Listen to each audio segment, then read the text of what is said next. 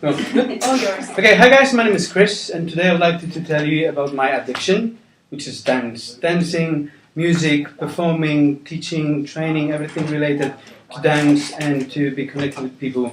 I would like to start with my personal story, how I became a dancer, a teacher, and then I would like you to learn from my story how dancing, teaching, performing is helping me, I think, and I hope this is the reason, teach English and be a good teacher. I'm slowly improving day by day. Yeah. So I started when I was a little kid, because I was born in Krakow in Poland, and my neighborhood was very, very dangerous. So like friends stealing your phones, cars exploding on the street, kind of a ghetto. And my parents, they raised me in an amazing way, and they decided to they didn't want me to become a thug, like a kid stealing stuff and other things. So they signed me up for some dance classes and singing classes. With my singing was a little problem, because what I was doing was to sit in front of the television and sing "Si l'amour" when I was watching cartoons, and that's it. So they were looking for some classes that would connect dancing, singing, and stuff like that. I was like 5 years old, I think.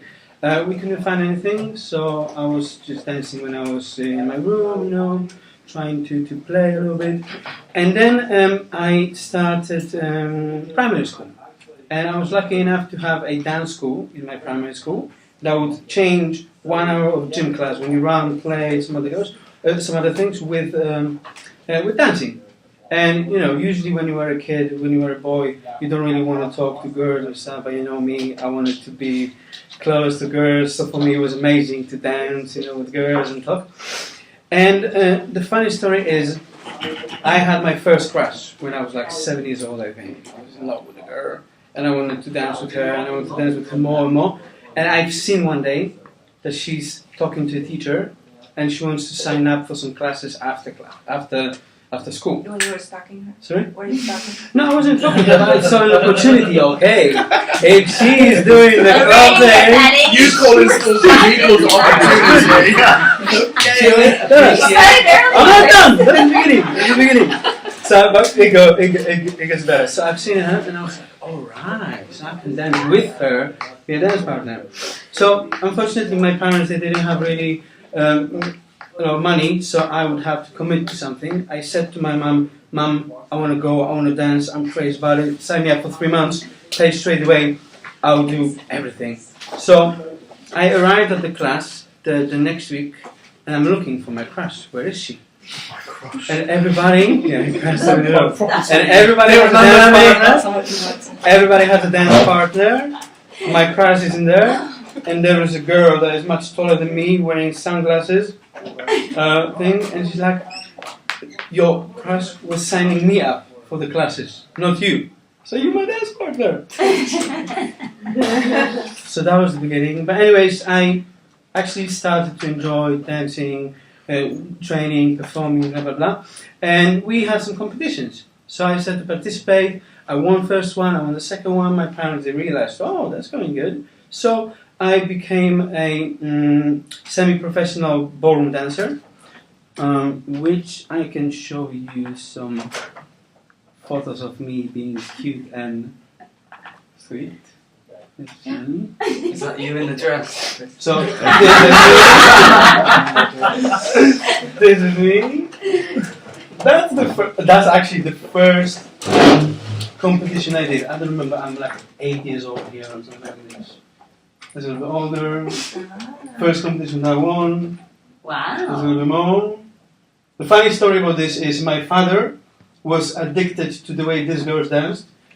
She was the best in the area, and at some point she stopped dancing with this guy, and I wasn't really happy with this girl. And my father said, "You have to dance with her," and she was like 3 levels higher than me.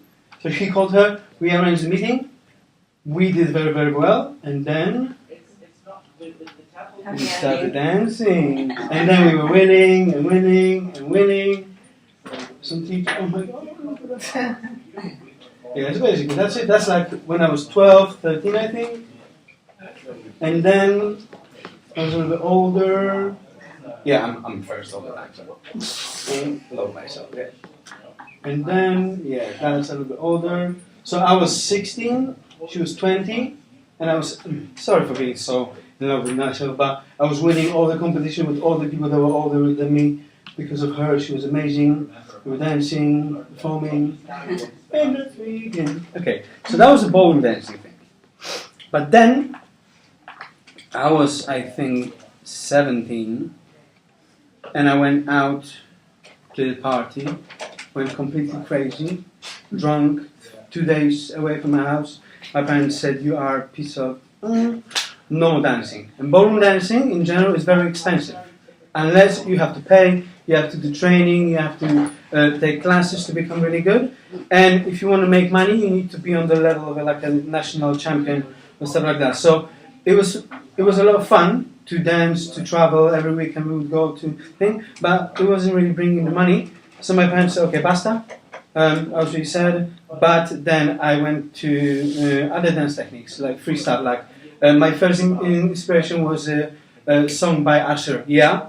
So I was sitting in front of the television and dancing and learning and stuff like that. And then I went to hip hop, I went to some ballet, I went to some modern. And at some point, I think I was 17, I discovered salsa. Because I had a base of other techniques, it was very easy for me to learn how to dance. So I went to this Latin music club and I was just simply asking girls, hi, can you show me some stuff? Because I know basics, but I don't know the crazy stuff. So girls started showing me this, dancing and stuff. And at some point... Was this in Poland? Huh? That was all in Poland, yeah. That was in Poland. And at some point, I decided to go online and I wanted to do like short videos of me presenting basic dancing steps, some theory and stuff. So I had a camera on a stand on a tripod in my backyard. Behind there were like rubbish bins and stuff. And I was just filming myself wearing a suit and tie, contrast. It was funny, it was stupid, I couldn't speak English, but I was trying to say, like, Kali, dinner, it's supper, yeah, this kind of thing. People were laughing, but people were watching, so I got a little bit of exposure. And then, one day, I got discovered by a guy from Germany who invited me to Germany to his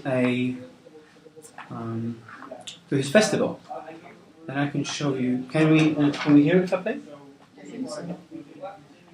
The controls just there.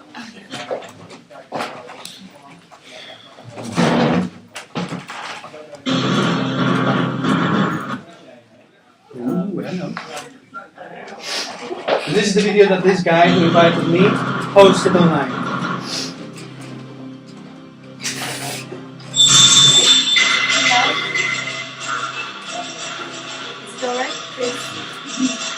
Sorry, 15 kilograms less. I can teach you this.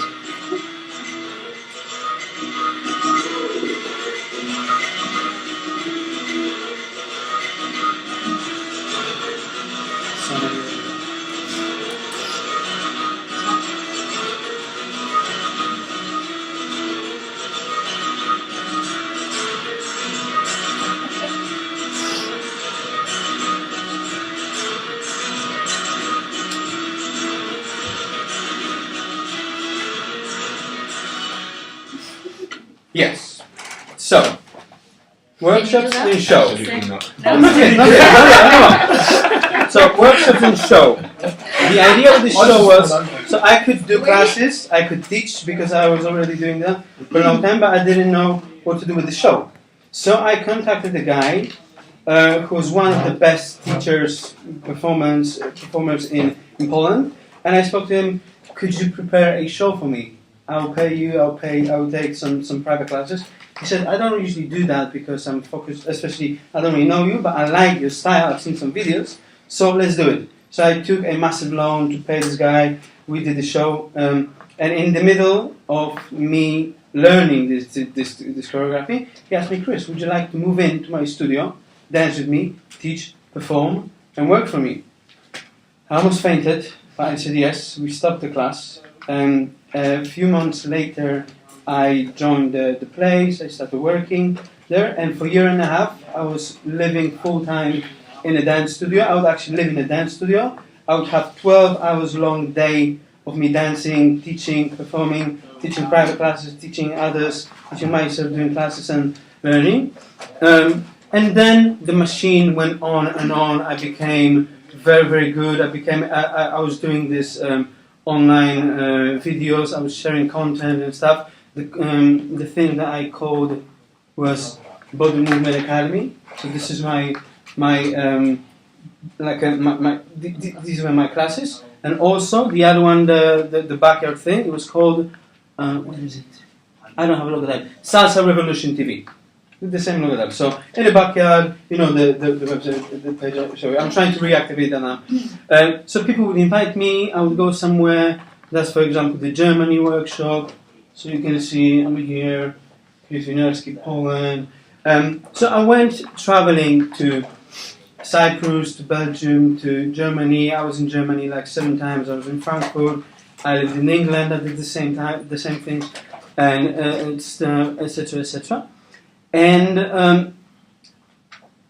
the final thing that I want to tell you is, when I went traveling, when I was teaching people, when I was interacting with groups like of 5 students, 10 students, 20 students, the biggest class I did was 300 people.